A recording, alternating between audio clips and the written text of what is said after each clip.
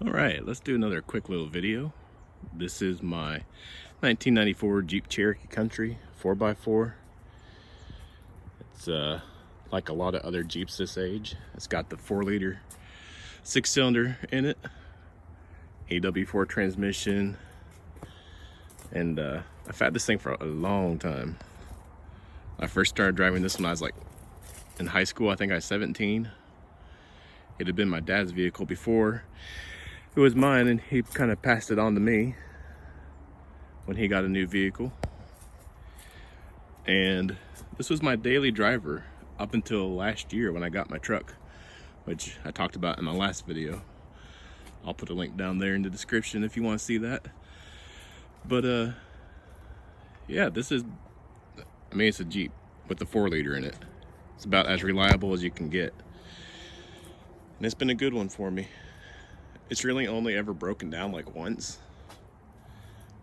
but I've tried to take pretty good care of it. It spends most of its time back here in the backyard. But this is a more expensive Jeep back in 1994 when it came out. Now it's got, you know, the wood grain interior, you know, it's just plastic, but it had power windows, power mirrors. These are actually mirrors off another Jeep, so these ones don't operate.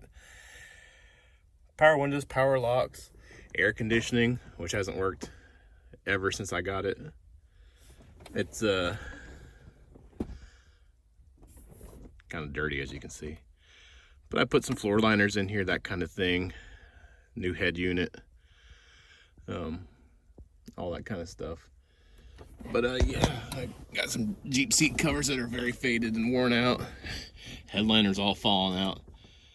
But hey, that's what old vehicles are, you know. They got a lot of character to them. So we'll take a look under hood here in just a minute, and we'll talk about that.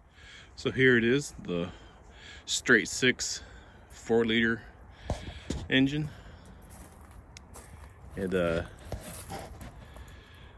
It has about 182,000 miles on it, I think. I'll have to go back in there and look. But I haven't done a whole lot to it.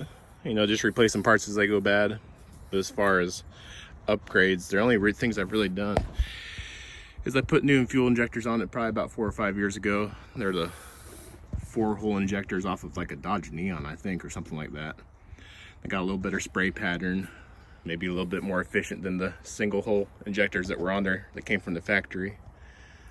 Got this stupid little throttle body spacer in there that I thought would be really cool when I was younger, and it doesn't really do anything. It just kind of makes a whistle noise when you stomp on it. Makes it sound like you have a turbo in there or something, I guess. I don't know. But trying to think of anything else I've done to this. Oh, I do have a newer exhaust manifold on here. This is not the stock one. This is, I think, an APN exhaust manifold. The old one cracked down there at the collector, which I don't think you can see from here, but it's a very common problem on Jeeps, so I replaced that. I've replaced just about everything that bolts onto the outside of the engine. Alternators, power steering pumps, water pumps, I already said alternators, fan clutches, radiator, batteries, all that kind of stuff. I've done all the work myself. I've done, you know, basically all of it. Probably 99% of my own work on this thing. Is kind of how I learned to work on cars. I'm not a mechanic, but I probably know a little bit more than the average Joe Schmo driving around. But yeah, I have to leave the battery disconnected because I think it's got a parasect draw on it somewhere. So let's hook it up here and see if we can get her to crank up.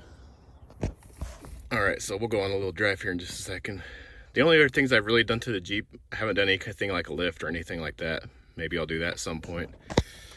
I do have a high flow catalytic converter on it and a Flowmaster exhaust. I think it's a Series 50 or something like that.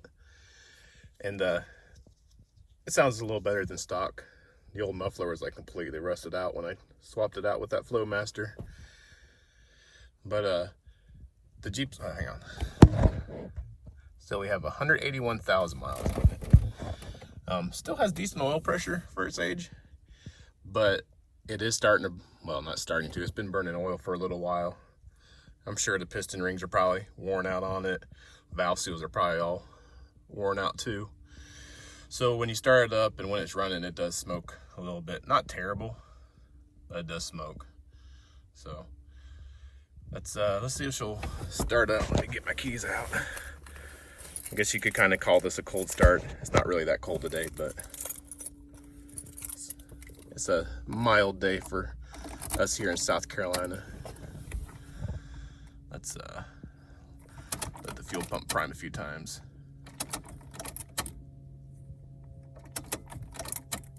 All right, let's see if she'll start.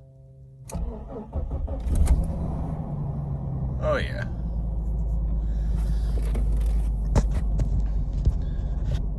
All right, we'll let it warm up for just a second and then we'll go on a little drive. All right, let's go for a little spin around the neighborhood.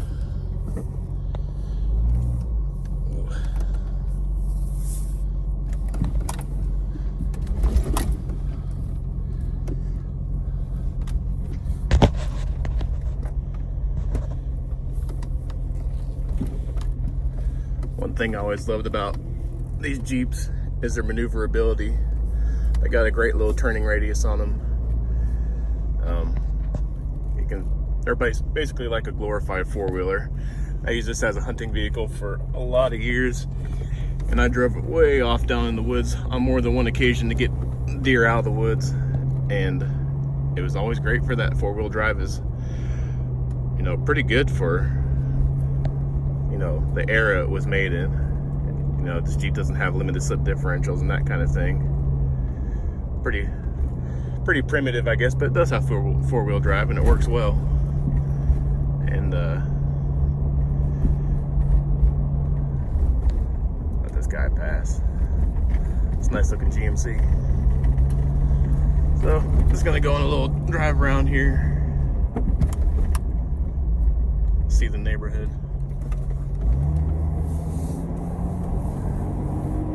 Transmission still shifts well. It was having a problem for a while there where sometimes it won't want to get out first gear. I don't know what that was about, but it doesn't seem to be doing it anymore. It seems to be driving pretty well. But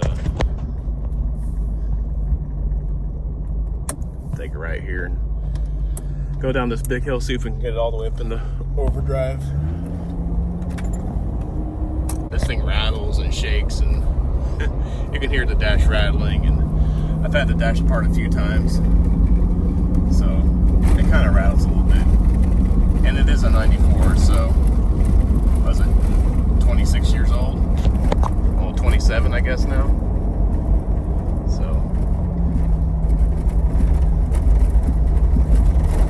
go for a little drive. I'll check back in a second.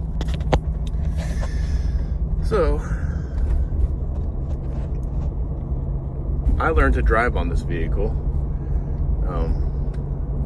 when I was getting my permit, my license, all that stuff. When I was 15, I learned to drive this vehicle. They are very easy vehicles to drive.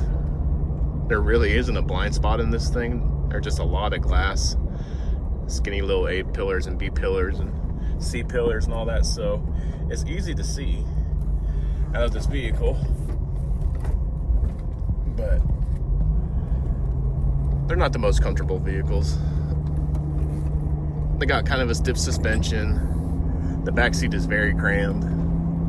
It kind of feels like you're riding in an extended cab pickup truck, I guess. You don't really have a lot of leg room. So the people in the front seat have to slide their seats up to make the people in the back more comfortable.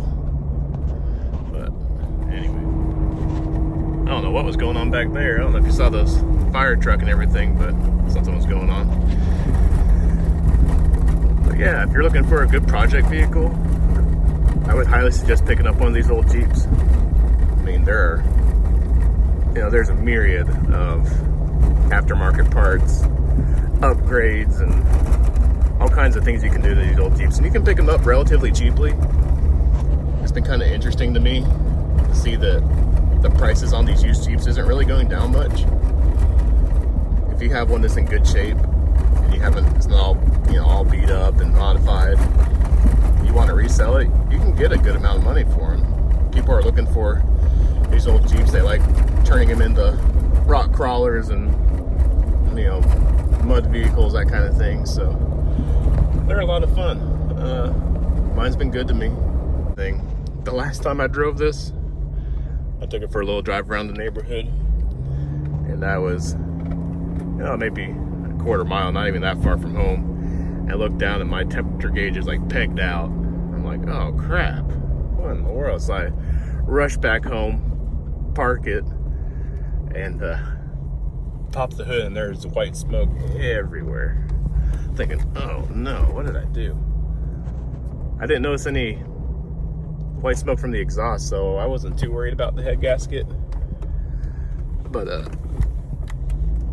upon further inspection, after I let it cool down, I cranked it back up to see if I could see what the culprit was, and it was the heater core valve, which had totally shattered, and I had dumped all my coolant out all over the road. And so that was like a $15 fix. It was an easy fix to do. So I was glad it was something simple, not something major. I do need to rebuild this vehicle at some point, rebuild the engine, which is definitely outside my skill set, but it was something I'd be willing to learn how to do. Maybe once I have a garage or a shop or something like that, where I can work on a vehicle more easily. I'll get an engine hoist and that kind of thing pulled out, replace what needs fixed, kind of give the whole motor a refresh, and that kind of thing. But yeah, this is my Jeep. Just thought you guys might be interested. Check out some of my other videos. I got a video on there about my truck, a couple other hunting videos. Check it out if you want. Let me know what you think. Have a good day.